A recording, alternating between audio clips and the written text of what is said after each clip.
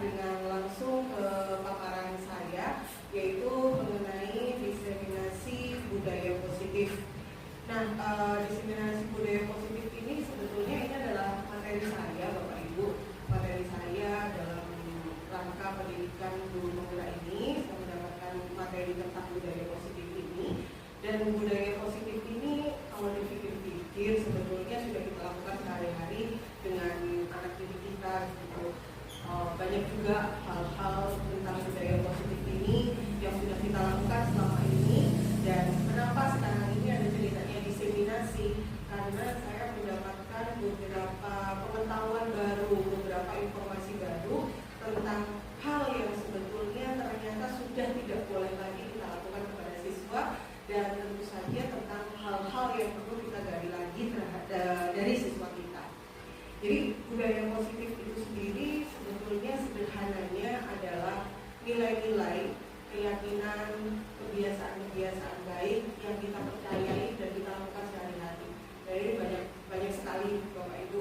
Kalau dari dulu kita mengenalkan anak-anak kita dengan 3S, senyum, sapa, salam, seperti itu malah di sekolah kita malah sudah biasa sekali ya Bapak Ibu ya, tidak perlu diceritakan lagi, tidak perlu dibahas lagi karena kita setiap hari juga sudah bersapa-sapa dengan anak-anak dan sebagainya. Dan alhamdulillahnya sudah menjadi kebiasaan baik dari kita semuanya. Kemudian ini adalah yang juga menjadi unggulan dari sekolah kita. Bahkan ketika kemarin bercerita dengan teman-teman guru penggerak saya menceritakan ini tuh mereka sangat wah sekali gitu dengan budaya-budaya positif yang ada di sekolah kita. Dan ini berbeda dari sekolah yang lainnya, atau boleh dibilang tidak ada di sekolah yang lainnya. Budaya positif di sekolah kita yang merupakan ciri khas dan ini sangat kita banggakan bersama-sama adalah berawal dari masjid dan berakhir di masjid. Seperti kita ketahui kegiatannya kuntum, sekarang alhamdulillah juga murid-murid kita juga sudah berani kuntum, tidak hanya Bapak Ibu gurunya, kemudian mengaji, kemudian sholat duha, zuhur, asar berjamaah, kemudian upacara bendera tiap hari Senin dan hari besar nasional ya. Kemudian meskipun bukan hari Senin dan bukan hari besar nasional, kita juga tetap mengadakan apel pengibaran bendera di hari lainnya. Kemudian juga yang menjadi unggulan kita adalah Kamis bersih dan Kamis sehat. Ini juga suatu hal yang khas di kita begitu ya, kerja bakti dan olahraga, entah itu senam dan sebagainya seperti itu.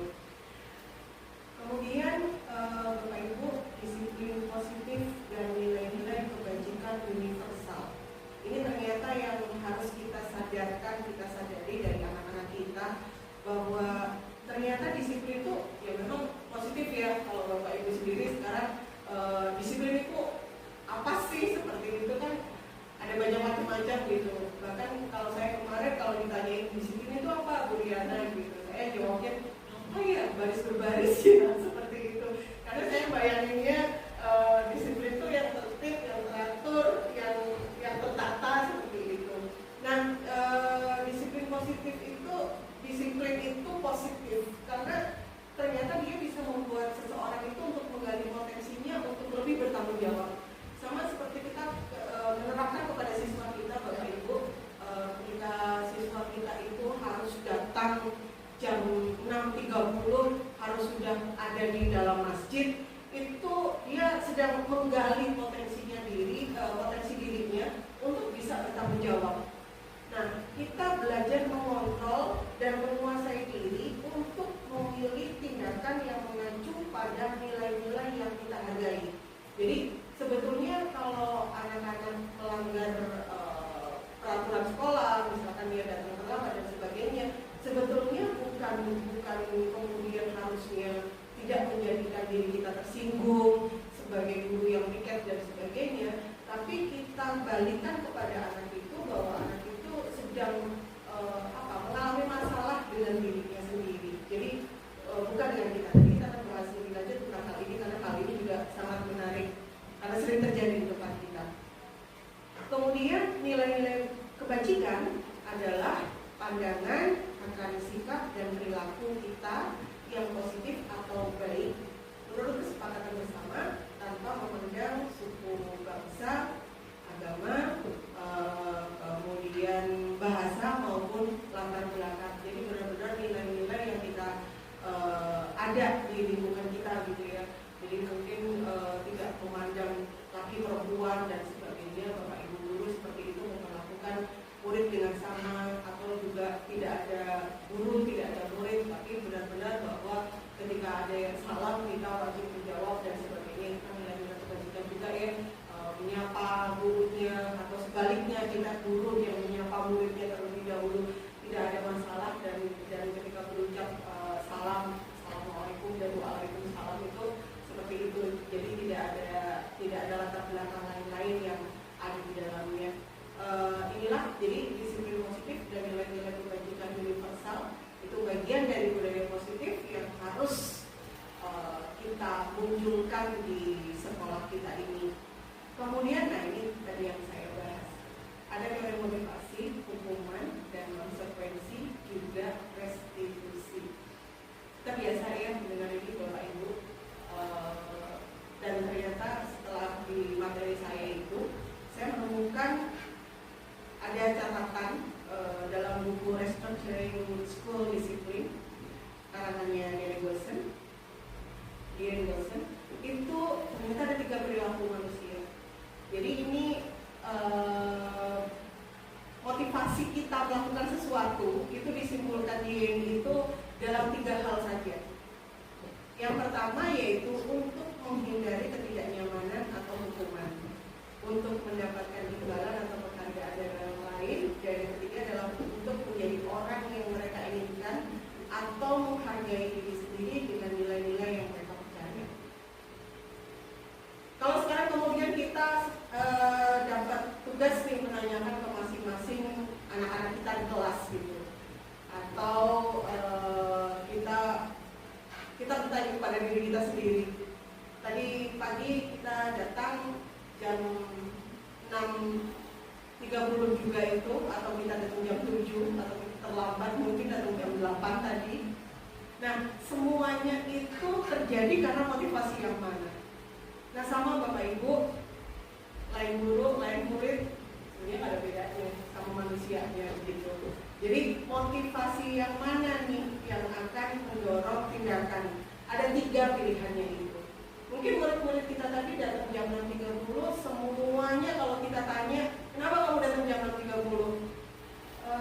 Saya nggak tahu kira-kira berapa persen ya yang akan menjawab karena peraturannya dan sebagainya. Nah, ini untuk menghindari ketidaknyamanan atau hukuman.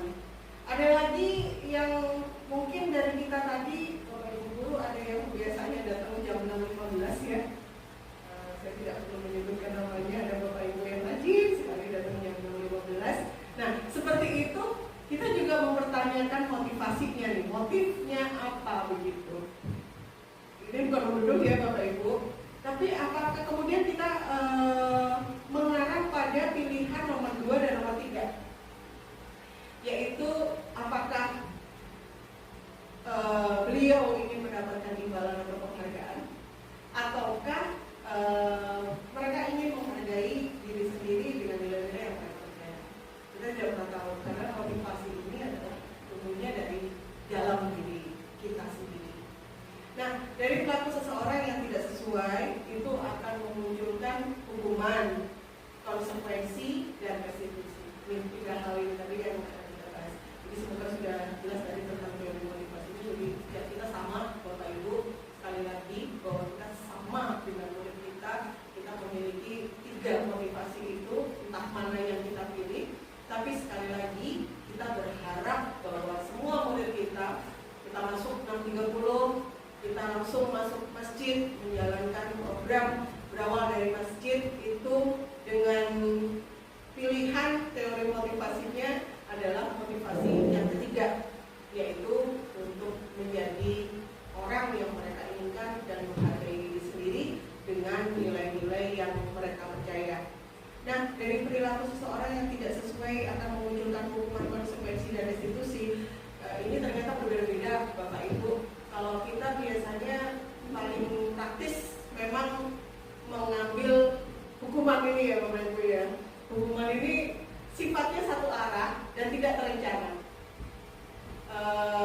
Pak Hadi ya, Pak Hadi sebagai guru olahraga ini sering kali nih menghukum siswa yang telat dengan lari keliling lapangan.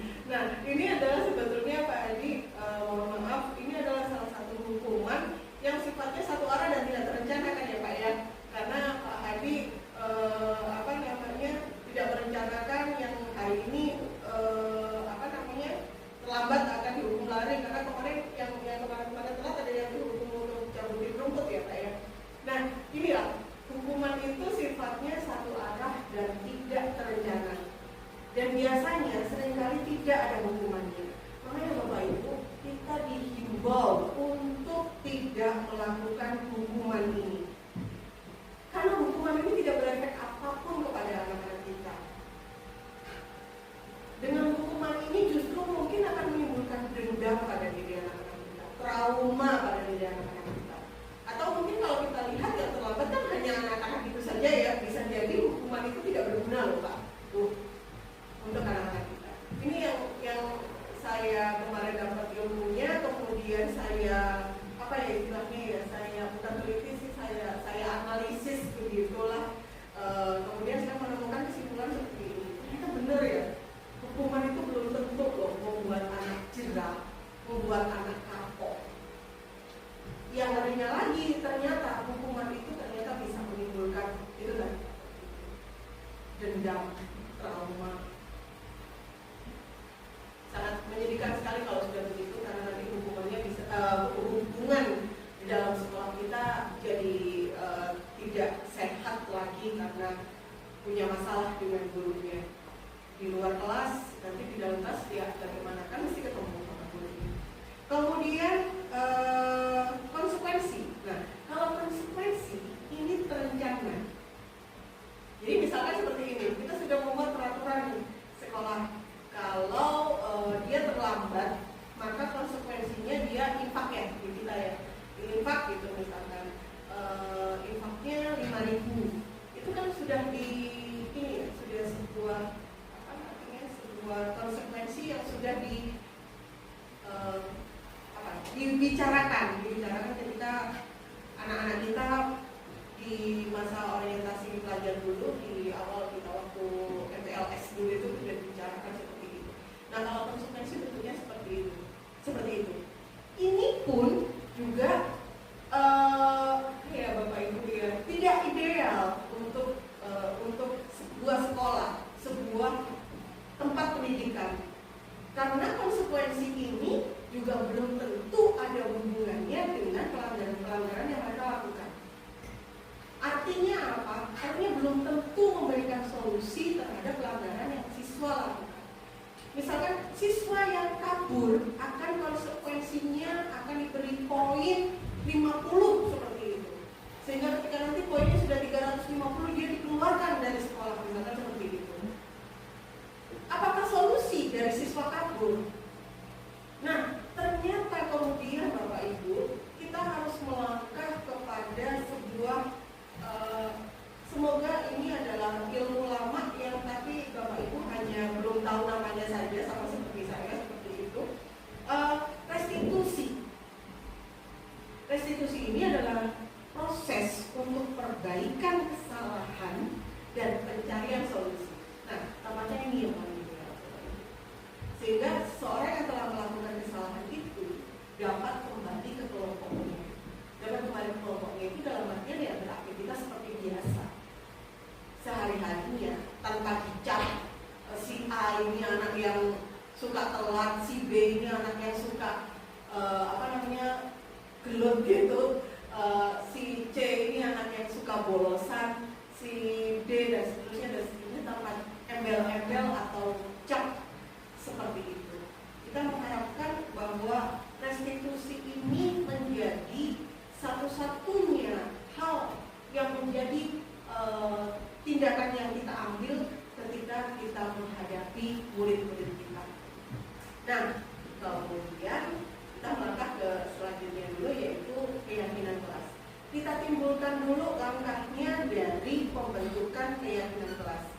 Bapak Ibu, ini adalah kemarin salah satu foto yang saya ambil.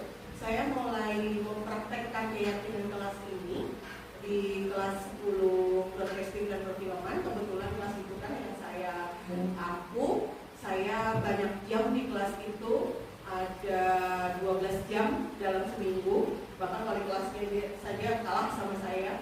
Jadi saya cukup akrab dengan anak-anak ini.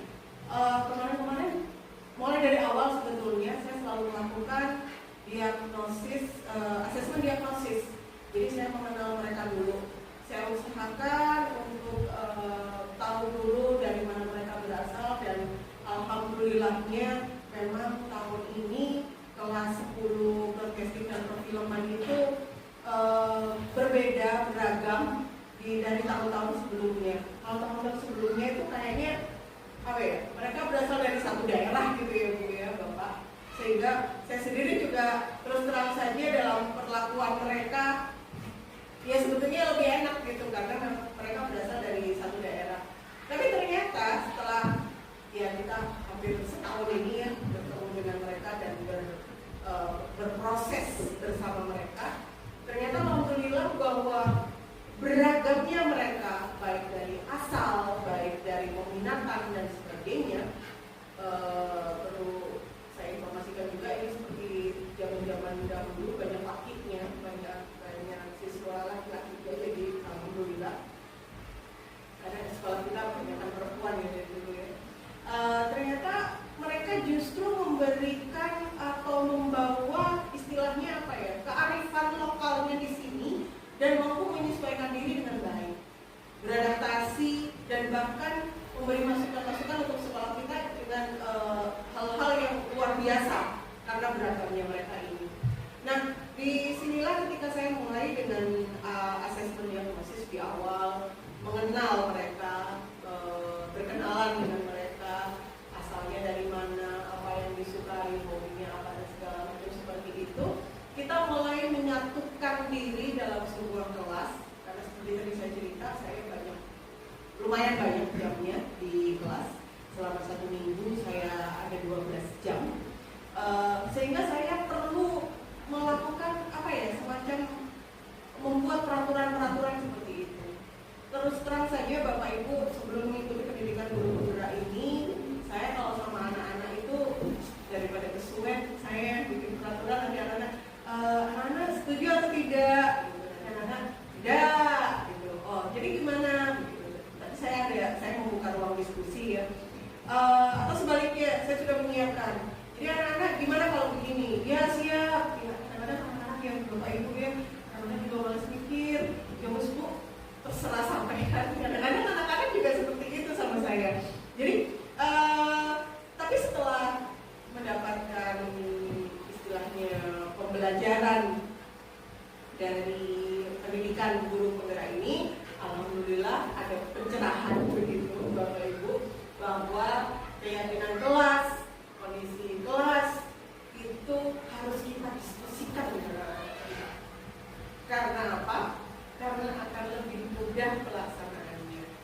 Contohnya saja yang sudah saya praktekkan dengan anak-anak adalah karena kelas kami ber-AC, kelas lain kan tidak ya, kelas kami ber-AC, jadi kami membuat peraturan bahwa makanan dan yang menyengat ya, terutama kita berusaha untuk tidak makan di dalam kelas karena jamnya pelajaran saya panjang, biasanya anak-anak mesti ada jeda istirahat dan itu mereka mesti membuka bekal dan sebagainya, cerita seperti itu. Kemudian menjaga diri dan menghormati orang lain. Jadi misalkan kita menyadari bahwa ya itu tadi karena ruangan ber-AC ya, bau badan dan sebagainya, teman-teman yang teman-teman juga saling mengingatkannya juga baik-baik seperti itu. Jadi untuk kenyamanan belajar, bagaimana kita membuat peraturan-peraturan yang kita sepakati secara bersama. Jadi keyakinan ini akan lebih memotivasi sih Bapak Ibu untuk seseorang, baik kita maupun anak-anak, untuk melakukan atau berbuat sesuatu itu lebih enteng gitu, lebih los gitu. Karena sudah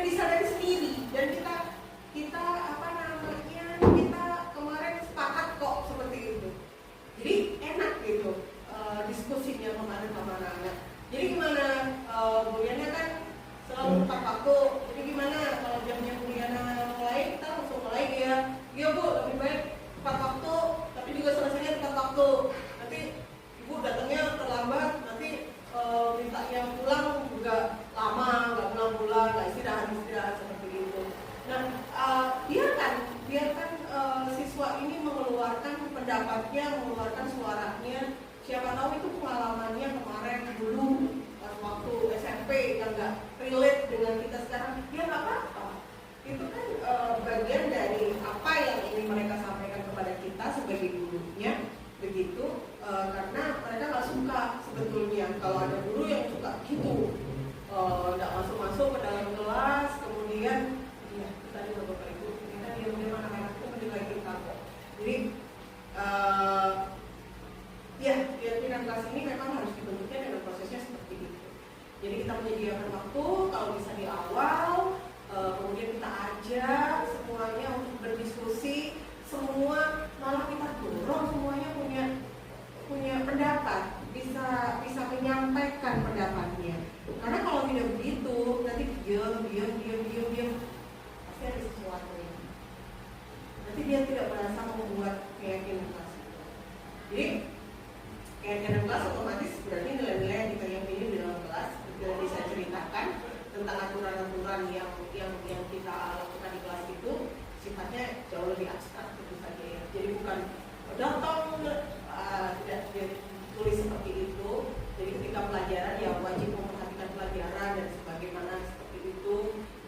Ruang kelas 10 broadcast dan film Bapak Ibu tahu sendiri ya, suasananya amat sangat nyaman sekali untuk tidur, banyak bangku-bangkunya seperti itu. Bagaimana kita kesepakatan di dalam kelas yang kemudian kita wujudkan dalam keyakinan kelas kita, kalau sedang pelajaran harus begini dan sebagainya seperti itu. Alat-alat yang ada di situ dipakainya seperti gimana, dan ini sangat penting sekali Bapak Ibu mengingat peralatan yang ada di jurusan perfilman ini ya luar biasa begitu ya. Jadi memang benar-benar keyakinan kelas ini kita atur sedemikian rupa, kita diskusikan bersama-sama sehingga ada wujudnya seperti ini. Jadi itu tadi Bapak Ibu bersifat lebih abstrak berupa pernyataan-pernyataan yang universal, kemudian pernyataannya dibuat dalam bentuk yang positif, tidak terlalu banyak dan dapat diterapkan. Jadi percuma juga kita bikin keyakinan kelas tapi tidak bisa kita terapkan. Kemudian diwajibkan ini semua warga kelas untuk berkontribusi, kemudian bisa ditinjau atau harus bahkan ditinjau kembali dari waktu ke waktu. Nah, Bapak Ibu semuanya ini berhubungan sekali dengan 5 dasar kebutuhan manusia. Kita ini memiliki kebutuhan dasar yang kita sebagai guru atau anak-anak kita sebagai siswa itu 5-5-nya ini ada semua dalam dirinya. Yang pertama adalah kebutuhan bertahan hidup. Ya, gimana ya caranya ya terlambat gitu biar nggak dihukum, biar tetap boleh sekolah, nanti aku dimarahin sama orang tua dan sebagainya seperti itu. Nah itu sebetulnya salah satu contoh bagaimana mereka melakukan segala cara untuk bertahan gitu tadi. Kemudian adanya kasih sayang dan rasa diterima. Bapak Ibu, inilah yang harus kita ingat bahwa anak yang paling nakal di sekolah kita mungkin, anak yang paling bandel di sekolah kita ini mungkin adalah anak-anak yang perlu sekali kasih sayang dan rasa diterima. Kita sering sekali menemui hal-hal seperti ini ya, ternyata kasusnya cari perhatian, kurang perhatian seperti itu saja. Kemudian setiap manusia kita meskipun tampaknya lemes, meskipun tampaknya gak bersemangat, meskipun tampaknya landai-landai saja, ternyata kita itu punya kebutuhan kekuasaan dan penguasaan. Jadi kebutuhan pengakuan atas kemampuan kita. Jadi kayak,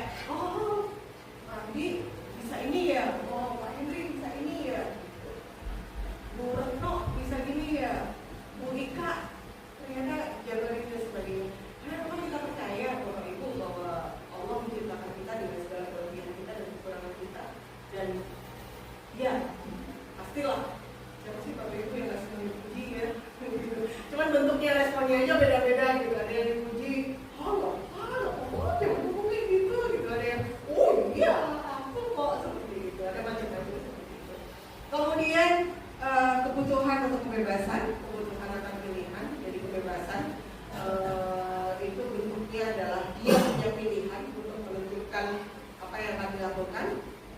Kemudian yang berikutnya adalah kebutuhan akan kesenangan. Jadi hiburan itu yang paling penting ternyata. Penting juga dalam kehidupan kita. Jadi kebutuhan kita untuk merasa senang. Nah, kemudian ini tadi yang kita bahas tadi yang menarik tadi, yaitu tentang restitusi.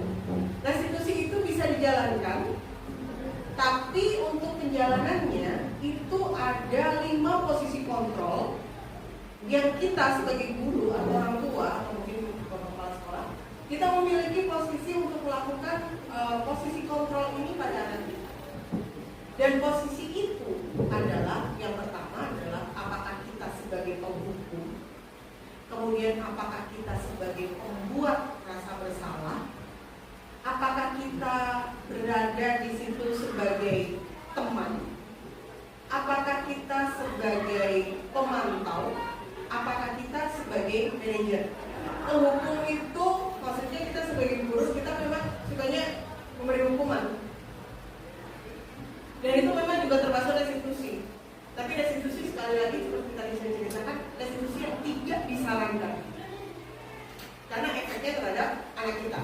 Dan termasuk terhadap pelanggaran-pelanggaran yang dilakukan itu tadi. Jadi hukuman itu tidak menjamin bahwa pelanggaran akan terhapus. Itu yang harus kita ingat. Kemudian membuat rasa bersalah. Jadi apakah kita mau membuat anak merasa bersalah dan kemudian meninggalkan cerita yang buruk atau bahkan trauma kepada anak-anak kita? Seperti itu. Kemudian yang tahap berikutnya, level berikutnya adalah kita menjadi teman bagi anak-anak. Nah ini juga ada resikonya Bapak Ibu, karena tidak semua siswa itu bisa diajak istilahnya berteman seperti itu. Ada yang kemudian, wah anak ini bisa nih kita dekatin melalui pengamatan dari UIK mungkin ya, guru BP. Ini bisa anak-anak ini bisa kita dekati dengan model teman seperti itu. Tapi ternyata anak ini malah jauh lebih pintar daripada kita. Dia memanfaatkan pertemanan itu. Tapi besok-besok kalau ada acara dan segala macam kita ganggu si bapak ada teman lo gitu. Kemudian yang berikutnya adalah sebagai pemantau. Nah, sebagai pemantau ini kondisinya adalah ketika Bapak Ibu itu cuma lihat aja. Bapak tahu si A nih Pak, yang kayak gini-gini. Oh tahu. Oh iya dia kemarin itu kan melanggar peraturan. Oh iya dia kemarin itu toh. Ibu kenal ini Bu? Oh iya saya kenal ini. Ini anaknya nggak pernah kerjakan tugas ini di pelajaran saya. Loh tahu. Tapi memantau saja. Selama ini juga ada hukum, tidak ngasih teguran, tidak ngasih apa dan segala macam. Nah, kemudian kita melangkah ke posisi manajer. Ini yang menarik Bapak Ibu. Karena di posisi manajer ini, Bapak Ibu semuanya tidak harus kepala sekolah, tidak harus Pak Imron Wahyudi, Bapak Wakil Kesiswaan atau Pak Hadi dan Pak Imron Rosadi sebagai staf ketertiban di sekolah atau teman-teman IPM ya, anak-anak kita yang ada di IPM, tidak harus seperti itu. Tapi tetapi Bapak Ibu, setiap dari kita sebagai guru, kita harus bisa jadi mengambil posisi kontrol sebagai seorang manajer. Karena dengan begitu kita akan bisa nih istilahnya ngobrol, berdiskusi ke anak-anak sampai kemudian tujuan utamanya adalah mencari solusi bersama. Mencari solusi bersama ini caranya seperti gimana? Ya tadi Bapak Ibu dengan obrolan-obrolan kita. Misalkan si B ini nggak disukai, si B ini memiliki pelanggaran yang konstan. Anak ini kok dari dulu pelanggarannya ini. Itu nggak bisa Bapak Ibu. Meskipun kita sudah istilahnya melakukan pendekatan kepada dia dengan menghukum, kemudian kita selalu membuat dia rasa bersalah, kamu salah ya, seperti itu. Dan dia sudah tahu saya salah seperti itu. Terus apa? Nah, disinilah ada poinnya bahwa kita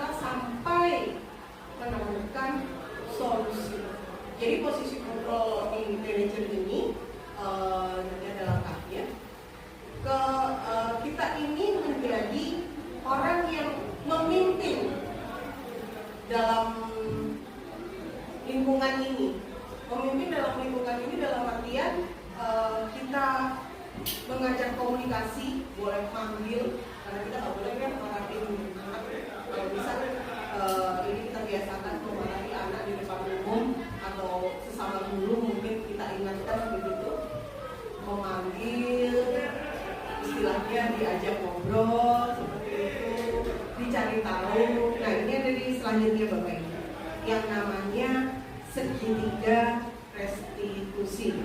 Jadi segitiga restitusi ini, berarti ada tiga tahapan yang didasarkan pada prinsip-prinsip utama dari teori kontrol.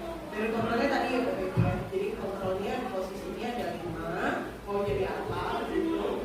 Kemudian kalau yang di sini kita ini segitiga restitusi. Jadi ini adalah langkah-langkah untuk menyelesaikan kalau siswa kita bermasalah. Yang pertama yang harus kita lakukan adalah menstabilkan identitasnya. Jadi bukankah kita semua itu berdasarkan prinsip ini ya? Kita akan selalu melakukan hal yang terbaik menurut kita. Seperti itu. Kemudian yang kedua adalah validasi tindakan yang salah. Validasi tindakan yang salah ini kita percaya bahwa anak-anak kita ini punya alasan kok pasti melakukan sesuatu itu. Melanggar peraturan atau mereka melakukan kesalahan. Katakan seperti ini, ada siswa yang tidur di dalam kelas, berarti dia melanggar keyakinan kelas kita gitu ya, tidak memperhatikan pelajaran gitu sebelum melanggar tata tertib sekolah gitu. Nah, dia pasti punya alasan. Toh dia tidak setiap hari kan seperti itu. Ada masa-masa tertentu ketika dia melakukan itu dan kemudian menjadi sebuah pelanggaran, terjadi kasus di kelas kita seperti itu.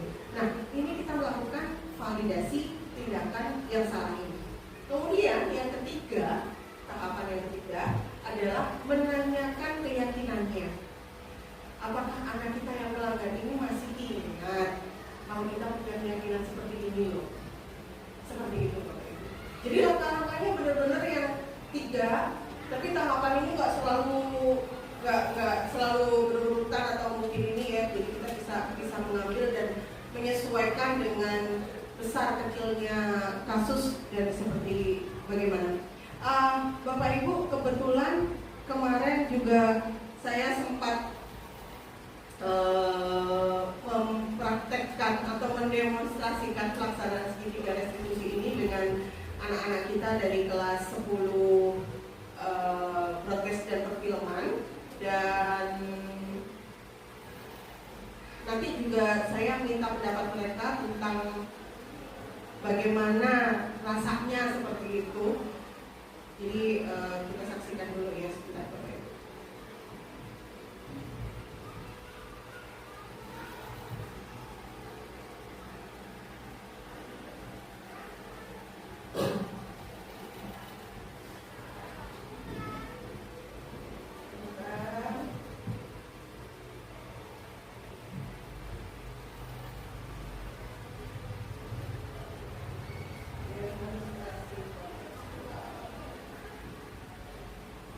Ada 2 kasus kemarin.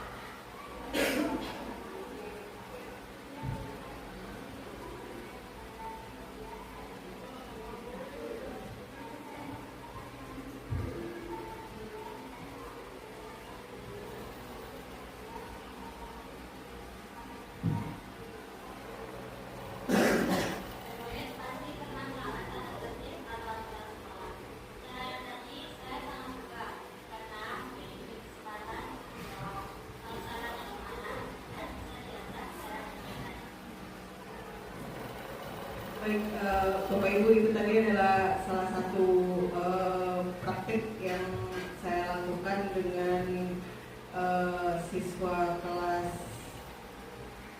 10. Sebetulnya ada lagi contoh dan penjelasan tentang segitiga restitusi ini yang bisa sama-sama kita perhatikan di sini.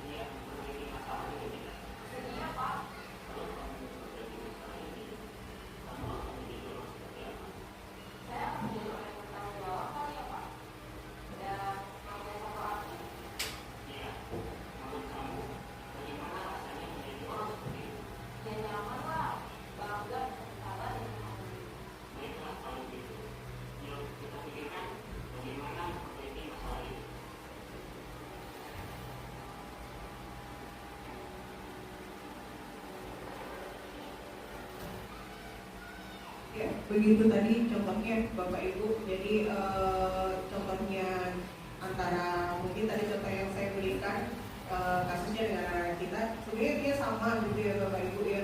Jadi saya memberikan gambaran kepada Bapak Ibu contohnya secara nasional itu tadi seperti itu, bahwa mereka itu harus dibikin dibuat nyaman untuk menyampaikan. Karena sekali lagi bahwa ketika mereka melakukan kesalahan pasti mereka punya alasan, mereka tahu kok kalau mereka salah. Jadi tidak perlu dibentak-bentak untuk tahu salahnya di mana, dikejar dan sebagainya seperti itu. Di tiap-tiap kita pasti punya emosi, di tiap-tiap kita pasti punya permasalahan yang kita berusaha untuk menunjukkannya.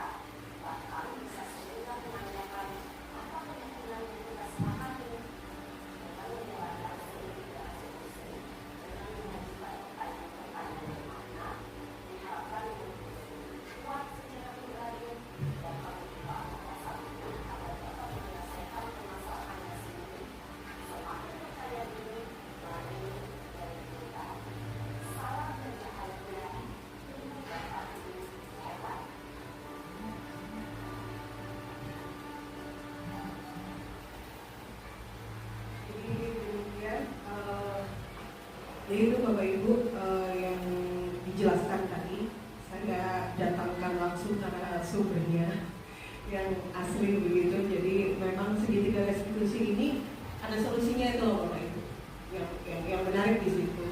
Dan kemudian dari 5 posisi kontrol itu tadi kita didorong sebelum diwajibkan gitu ya.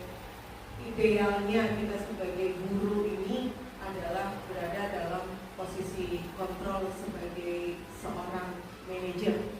Karena ya itu tadi kita harus menerapkan segitiga restitusi itu kepada siswa kita, sehingga siswa kita ketika ada permasalahan juga cepat terselesaikan dan selalu ada solusinya. Jadi tidak berlarut-larut atau bahkan menjadi sebuah kebiasaan. Nah, kalau jadi kebiasaan berarti kan budayanya tidak positif lagi di sekolah kita. Padahal kita sudah istilahnya punya naungan budaya-budaya positif yang menjadi ciri khas sekolah kita, yang menjadi keunggulan sekolah kita, yang tertanam di jiwa anak-anak kita dari lulusan-lulusan yang terdahulu juga sudah mengenalnya dan dijadikan sebuah ciri khas begitu dari sekolah kita. Kalau sekolah kita pasti seperti ini, kalau sekolah kita pasti seperti ini. Seperti itu dalam perkembangannya sampai di tahun 2024 ini. Apalagi ini kita sudah dengar nih Bapak Ibu guru dari Parapan bahwa murid kita alhamdulillah di tahun ajaran baru ini bertambah sekian persen sampai bismillah, semoga kita nanti tahun ajaran baru ini lebih bisa menangani murid-murid kita. Nah, ini satu lagi saya ingin menampilkan video saya dengan anak-anak kemarin, karena ini yang sering kali di kelas. Kemarin waktu anak-anak saya ajak praktek ini, mereka merasa, wah Bu Diana nyindir. Enggak, saya nggak nyindir, saya berdasarkan cerita asli gitu kan. Ini demonstrasi kontekstual yang kedua yang saya praktekkan.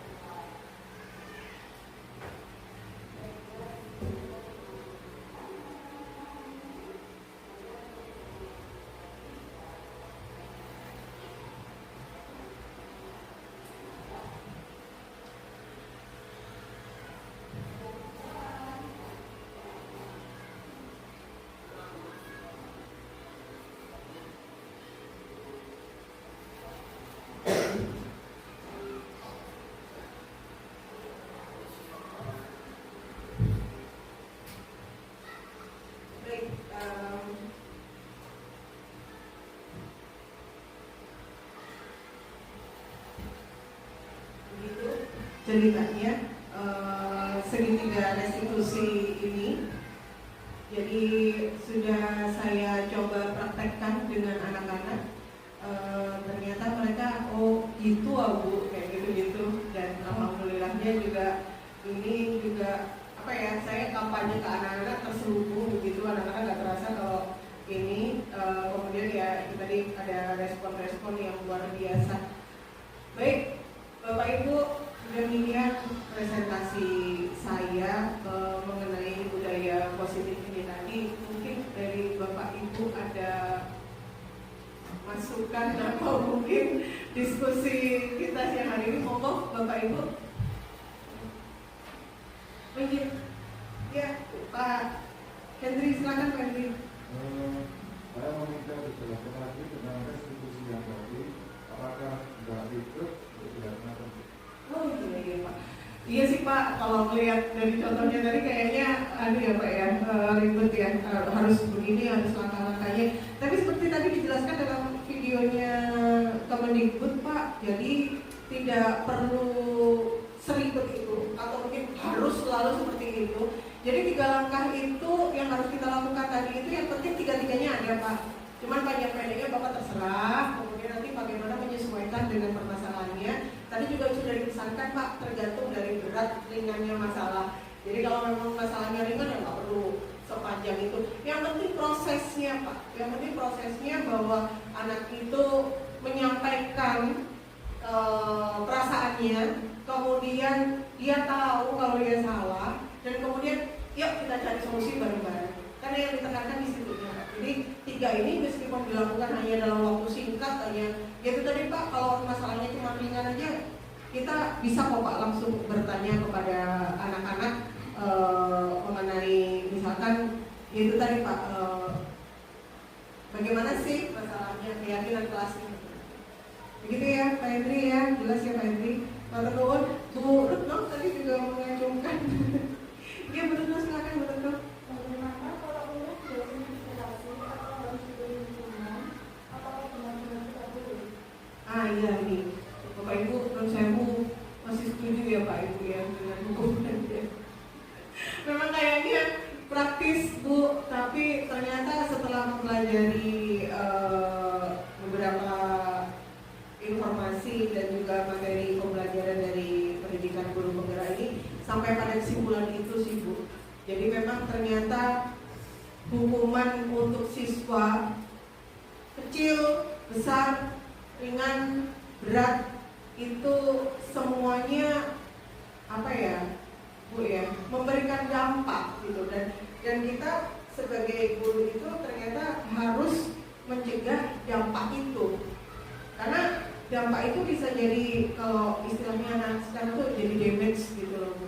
Jadi damage, misalkan anak-anak jadi misalkan karena saya sering memberikan hukuman, jadi saya terkenalnya adalah orang yang akan menghukum. Jadi kembali lagi ke itu tadi jadi ya kalau jawabannya singkatnya sih ya benar-benar tidak boleh Bu, seperti itu. Matur nuwun Ibu. Jadi Bapak Ibu semuanya, boleh kalau saya balik lagi kepada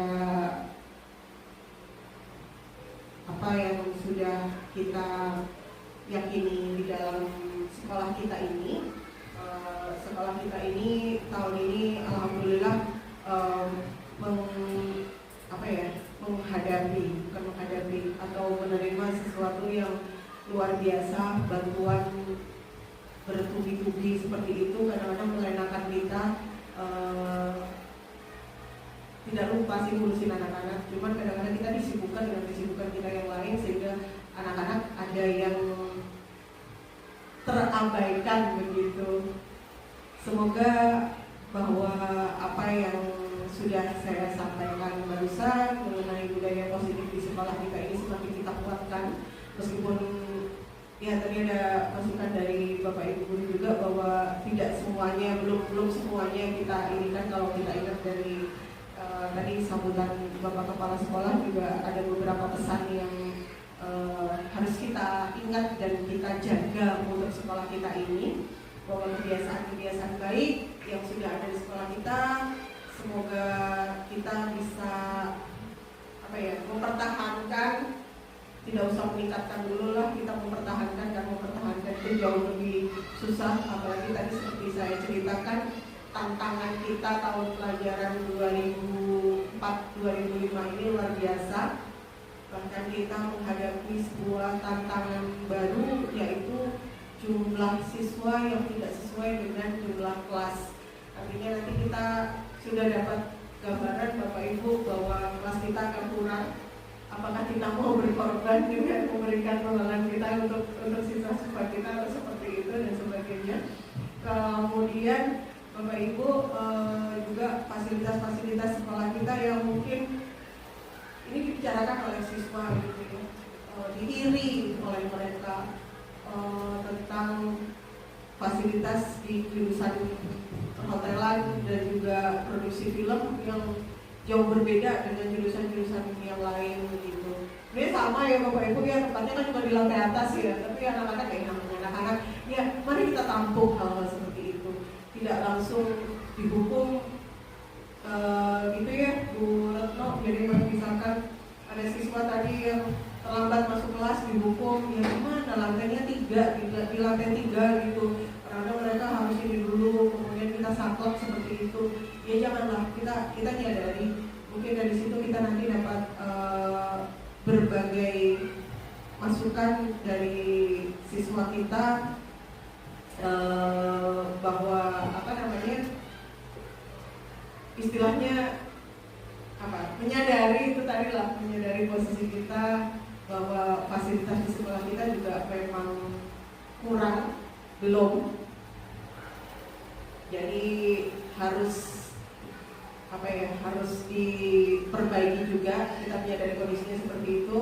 Makanya mari Bapak Ibu semuanya dengan Bismillahirrahmanirrahim itu kita tekadkan untuk menjadi partner semua warga sekolah, mulai dari siswa, dari Bapak Ibu karyawan, juga Bapak Ibu guru, semuanya sama-sama untuk menjaga sekolah kita menjadi lebih baik dan menjadikan budaya positif di sekolah kita ini terlaksana dengan baik begitu.